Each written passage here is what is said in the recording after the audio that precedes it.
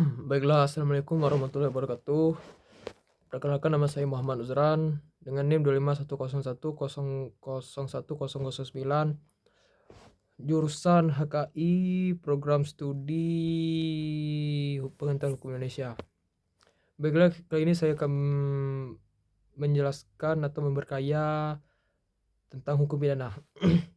Baiklah, saya mulai dari hukum pidana adalah aturan hukum yang mengatur tentang perbuatan apa saja yang dilarang atau tindak pidana, siapa yang dapat dipidana, dan jenis hukuman yang dapat dijatuhkan kepada pelaku. Dengan kata lain, hukum pidana bertujuan untuk melindungi masyarakat dari kejahatan dengan memberikan sanksi kepada orang yang melanggar hukum.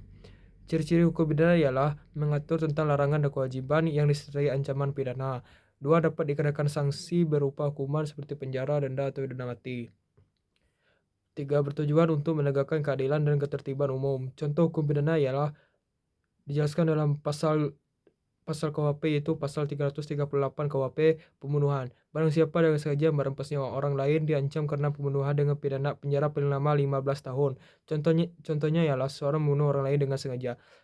Yang kedua adalah pasal 362 KUHP, pencurian. Barang siapa mengambil barang milik orang lain dengan maksud untuk memiliki secara melawan hukum diancam kena pencurian. Contohnya adalah mencuri motor milik orang lain.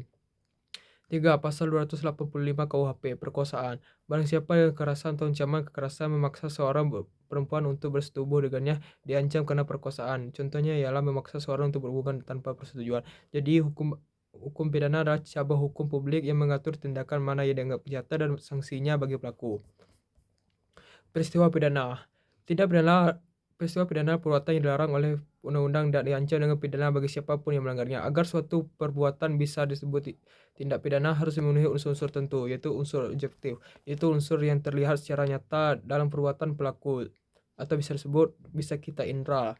Perbuatan tindakan yang dilakukan misalnya mencuri, membunuh, menipu. Akibat yang ditimbulkan misalnya orang lain meninggal, barang hilang, dan ancaman publik. Kausalitas, sebab akibat, hubungan antara perbuatan dan akibat yang ditimbulkan. Unsur subjektif itu adalah kesengajaan, kelalaian, maksud atau tujuan tertentu, mengetahui bahwa perbuatannya dilarang oleh hukum. Kesimpulannya ialah, jadi suatu perbuatan disebut tindak pidana jika memenuhi unsur yang sudah saya jelaskan tadi. Baiklah, sekian dari saya. Assalamualaikum warahmatullahi wabarakatuh.